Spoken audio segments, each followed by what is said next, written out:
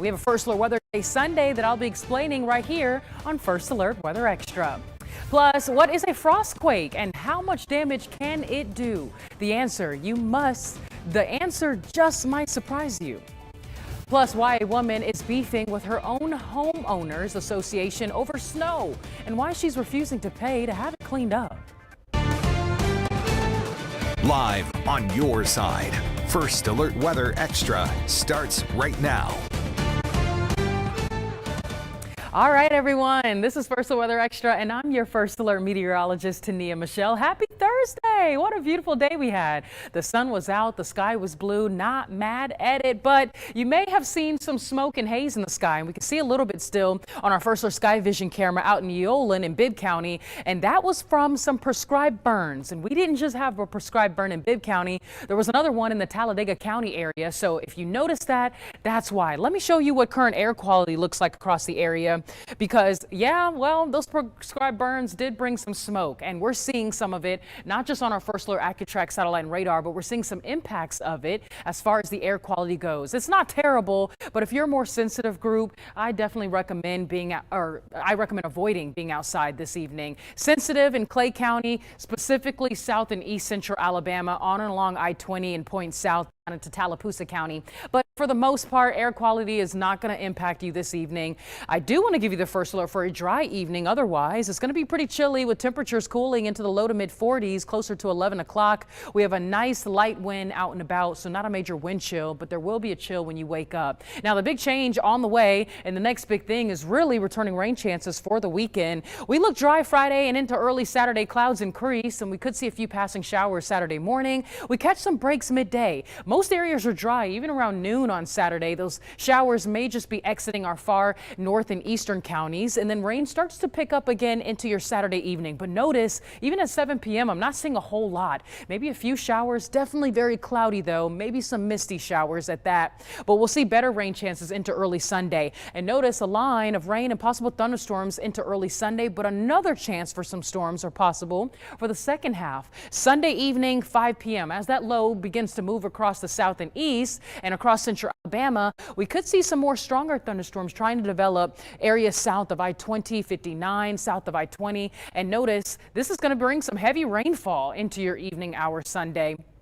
And not just that, possible gusty winds, and we may even see some small hail out of any stronger storm that pops up. So just want to let you know this weekend you will want to have updates, and you can get those updates by using the First Alert Weather app. I mentioned a chill in the air early Friday morning. We start off in the 30s and 40s, but for Valentine's Day, the temperatures nearing the afternoon won't be bad. We have 60s. Other than a few showers for the start of the day, it looks like we'll catch a break, maybe just a little bit of sunshine. So don't cancel those plans. Take your ladies out if you want to and enjoy it. But as we move throughout tonight, we'll be chilly, so definitely have a coat needed tomorrow morning as well. And then we have storms around for your Sunday, and then some warmer temperatures and looking a lot more quiet into early next week. We'll talk more about that full 10-day forecast later on First Alert Weather Extra. We're back after this short break.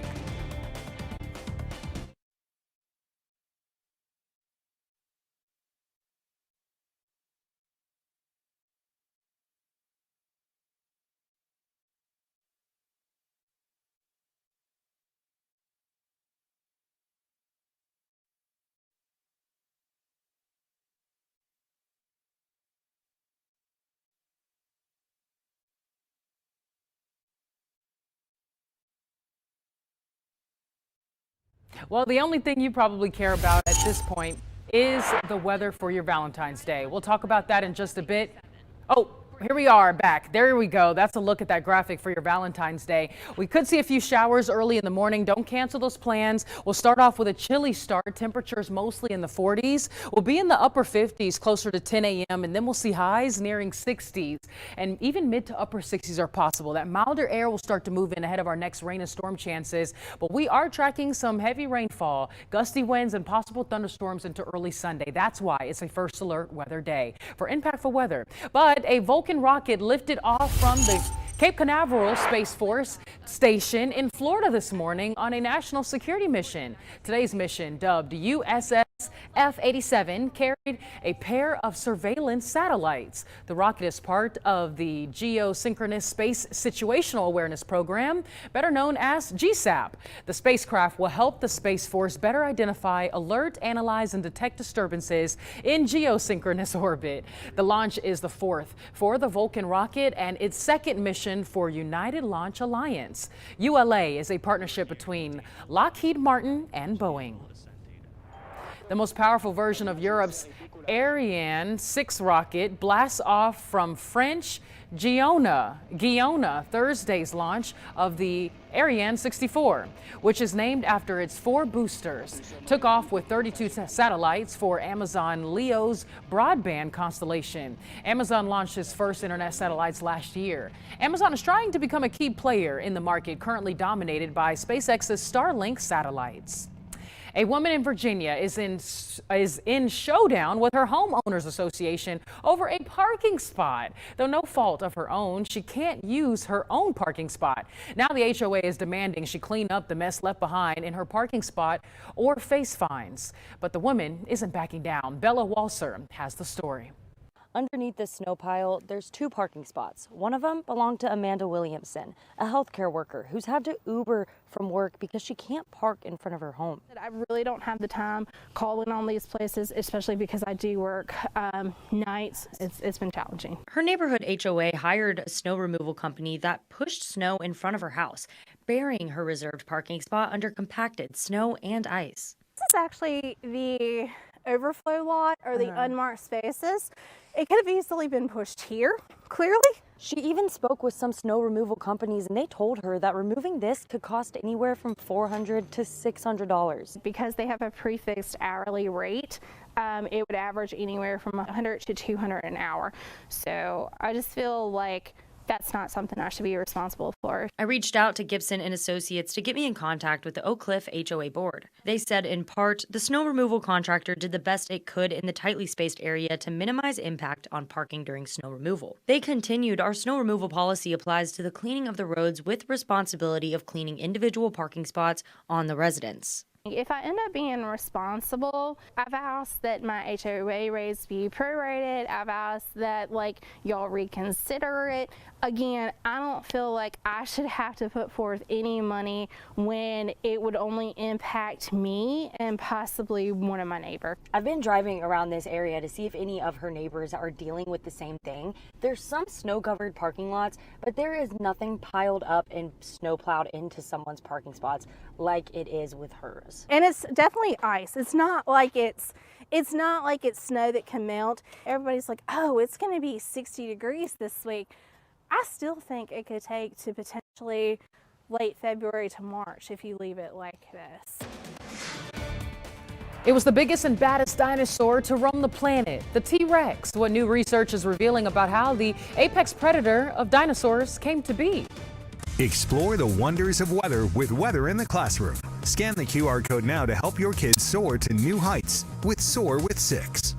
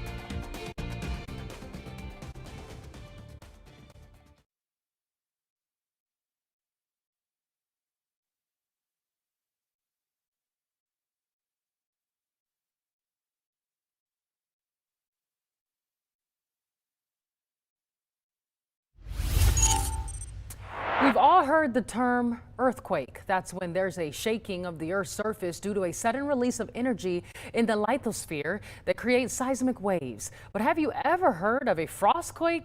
Yeah, it's a real thing. In fact, a frostquake may have happened in Michigan earlier this week. You're looking at the aftermath of the frostquake inside a gas station.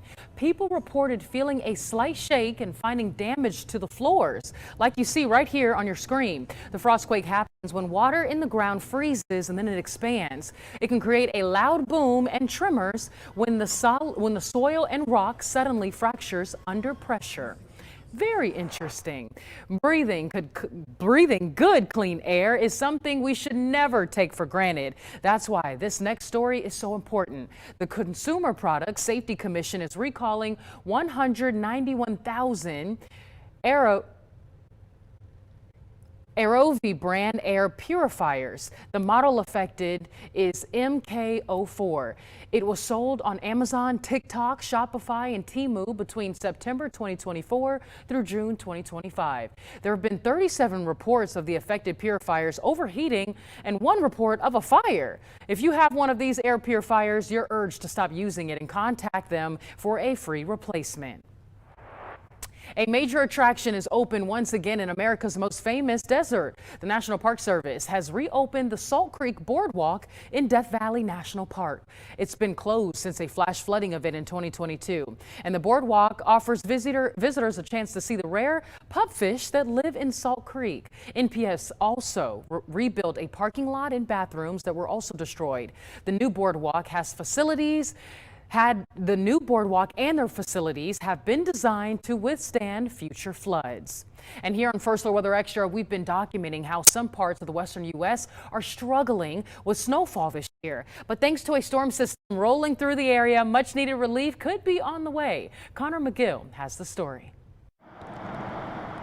Yesterday it was sunny, there's no snow.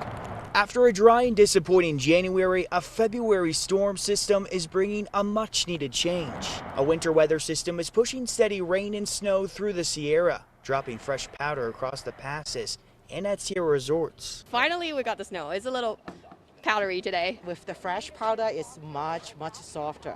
The higher peaks and passes could see 6 to 12 inches, with some Sierra resorts picking up as much as 12 to 18 inches by the time this system wraps up. During the state's last survey on January 30th, officials measured the snowpack at 47% of normal for this time of year. The climate has changed. 35 years ago, we didn't have the problem of not having enough snow. Now it's more difficult. Caltrans says this storm is a reminder that winter is far from over and drivers need to take it seriously. Mother Nature, season-wise, is still saying it's winter and giving us finally that reminder again. So like the big one is just going to make sure for those drivers that are going to be heading up either the next couple of days or even over the weekend, is just be prepared. And with several feet of snow possible next week, this could be the beginning of a much bigger shift for the Sierra. All right, I have a look at the 7-day and then I'm going to show you a look at the 10-day, but I want to start off with 7-day so I don't overwhelm you with the information. We start off with a chilly start tomorrow morning. We have temps kicking off in the 30s and even low 40s. You'll need the jacket tomorrow morning, but for the late afternoon, you can shed those layers. We should see some sunshine tomorrow. I still indicated a 10% chance. Some of our high resolution data still indicates a little moisture could swing across, so we don't want a little mist or a passing shower to catch you off guard, but most areas will be dry. You don't really need the umbrella rain jacket. It wouldn't hurt to hold on to it because we do have returning rain chances for the weekend. Let's break down our rain chance and our rain coverage over the next 6 days, and then we'll take a look at the 10-day forecast. For your Friday, we look mostly dry, and most models aren't picking up on much. Saturday, we could see a few showers, not just early morning, but again for the evening, and we're talking about more hit or miss. Rain at times, periods of some wet weather, but I see some breaks midday, so I only indicated a few showers for your Saturday. But now into Sunday morning, rain is likely. We'll see see heavy rain, some gusty winds. It's going to be a wet, cloudy, gloomy into your weekend. And for next week, we look dry, but we also look warmer. And I can show you right here on our 10-day forecast. Now, Sunday is highlighted red because we do have the chance to see some thunderstorms and definitely some heavy rainfall, some impactful weather nonetheless. And that's why we're declaring it a first alert weather day. We know this weekend is a holiday technically. We have Valentine's Day on Saturday. Maybe you have plans on Sunday. Well, Sunday might be the day you want to kick your foot up at home, relax, Netflix and chill a little bit. Early Sunday morning, we have temperatures starting fairly mild as that milder air moves in. We'll be far above freezing into Sunday morning, so none of this will be snow. It's just rain, and some thunderstorms can't be ruled out. Here's 10 a.m. and look how all that rain and moisture is covering up our entire state. So whether you're in North Alabama or have plans to drive to the coast, you'll be running into some rain at times. We'll catch some breaks during the afternoon and evening, but we could see some storms redeveloping for your evening hours. Some of our models have been picking up on that, and that's where I see the greatest chance for a stronger storm, maybe even some hail producers. Into next week, though, we dry up. That system moves through and we look dry by Monday. Some clouds may linger. We'll have some chilly conditions early Monday morning, starting off in the 40s, maybe some low 50s, and then we'll see highs warming into the 60s. But temperatures will increase, not just for the early mornings, but also the afternoons. Look at Wednesday, 73 degrees. But before we talk about Wednesday, look at Tuesday's afternoon highs. Not bad at all. I definitely think we'll see some 70s on the map and maybe a few isolated upper 60s, but it's going to be a beautiful spring-like day into next week. We're actually far above average for our afternoon highs as we close out the month of February. Now we see returning rain chances, maybe a passing shower by Thursday. I indicated a 20% chance here. We look beyond the 7 days, 8 days out the following Friday. Temperature is nice in the 70s, a mix of sun and clouds, maybe a passing shower. Better rain chances possibly for the following weekend. We're watching another system that tries to develop and move through. Some of our models are hinting at that. So I went ahead and indicated cloudy skies, some showers, but we'll continue to fine tune that the closer we get. But here's another look at that rain chance breakdown. Just want to walk you through how much rainfall we could see across parts of the state. Within the next 6 days, this model is showing we're at that higher end for maybe an inch. And I've even seen some areas getting close to 2 inches. And that's why you're seeing some of that yellow there for far south and east central Alabama. So be careful into the weekend. Lots of rain, lower visibility.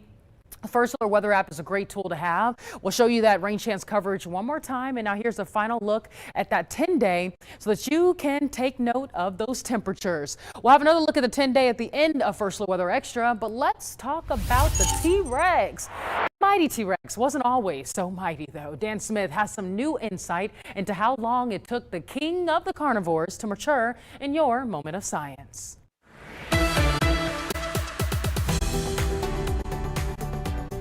Millions of years ago, it was one of the most feared apex predators and most popular in today's pop culture. Tyrannosaurus rex translates to tyrant lizard king for a reason, dominating our view of dinosaurs for the last century. Yet new research suggests the mighty T-Rex may not have been as dominant for the majority of its life as once thought. We realized that we had so many more Tyrannosaurus rex specimens that had been discovered and collected since the early 2000s. Dr. Holly Woodward Ballard headed up a team to take a deeper dive into the life cycle of the T-Rex using primarily leg bones to infer body mass. If you sampled something like a rib or even, one of the small little arms of T-Rex, that's not giving you a good idea of the amount of growing it's doing in a year. The legs, the bones are going to get stronger as the body gets bigger so that you can walk around. It helps to think of this process like tree rings with polished thin cross-sections offering a glimpse into that individual specimen's history.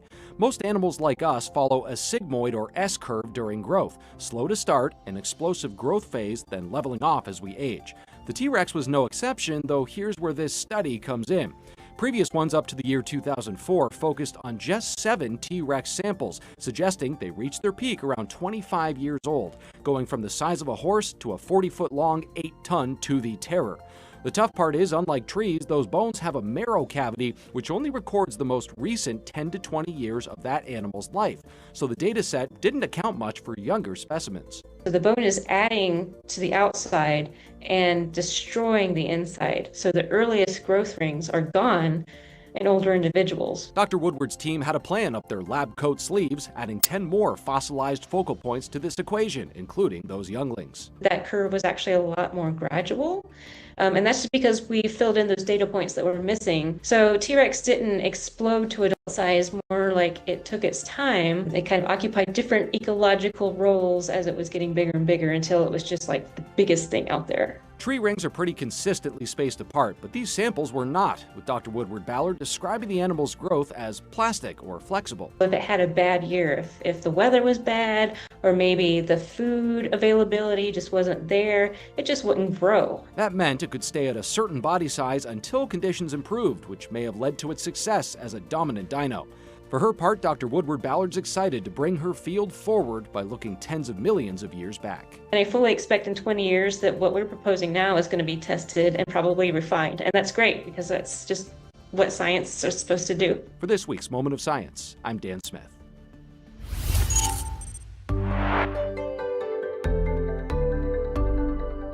On Sunday, February 12th, in 2006, a nor'easter struck the eastern U.S. with near blizzard conditions. Over 2 feet of snow was dumped on New York City and surrounding areas. Early on Sunday morning, the nor'easter moved up the Atlantic coast and rapidly gained strength over some unusually warm water. By the time the storm was off the coast of New Jersey, its pressure had dropped so low that a gap resembling the eye of a hurricane had formed at its center. The entire I-95 corridor north of the Carolinas was hit hard by strong winds and heavy snow, but the worst of the impacts were in and around New York City. Strong winds, heavy snow, and even thunder and lightning battered the tri-state area, with 27 or more inches of snow falling on some parts of Connecticut and New Jersey. Officially, 26.9 inches of snow fell in Central Park, which broke the single event record that had stood since 1947. Teachers, promote literacy in your class by scheduling a book reading with WBRC. Scan the QR code now to help your kids soar to new heights with Soar with 6.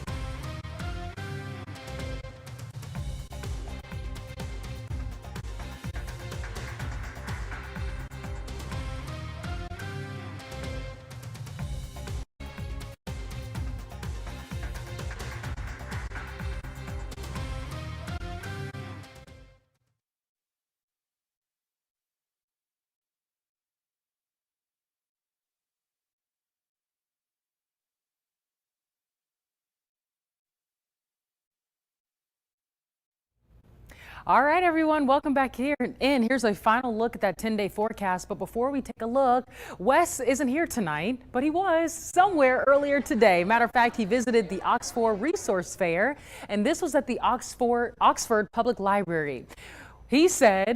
We said he had a great time visiting with all of the WBRC 6 viewers in Calhoun County and the surrounding area. Look at the smiles on their faces, and look how many people showed up and showed out. Just so much fun. We appreciate the time that you guys spend with us and every time we can get out into the community. Well, time for some viewer pictures like this one sent on the First Alert Weather app. The gorgeous sunset was seen during a recent fishing trip. Ken Harmon sent that photo in to us, and he didn't let us know if he caught any fish, but he did catch that beautiful picture. Then there's this panoramic scene of last night's sunset in Alabaster, thanks to a viewer, Lorelei, for sending that photo in to us. And there are times when a picture is so nice you wonder if it's real, like this one out in Ohatchee, thanks to Neely Henry for sending that picture in. So beautiful, so peaceful. And talk about gorgeous here. A mountain scene. Here's what it looked like during a recent sunrise on Straight Mountain, thanks to Brian Stover for sending that photo. And finally, tonight, how about this picture of a stunning sunrise in Crane Hill, thanks to Kevin Ragsdale for sending that photo in. Tonight at 7, catch WBRC 6 News now on the WBRC streaming app with host Jazz Williams. First Alert Weather, live updates and trending stories you need before the night's over. Don't miss what's happening right now. WBRC News now at 7. Search for WBRC in your streaming app store to download. Here's a final look at that 10-day. We'll have more updates tonight at 9 and 10.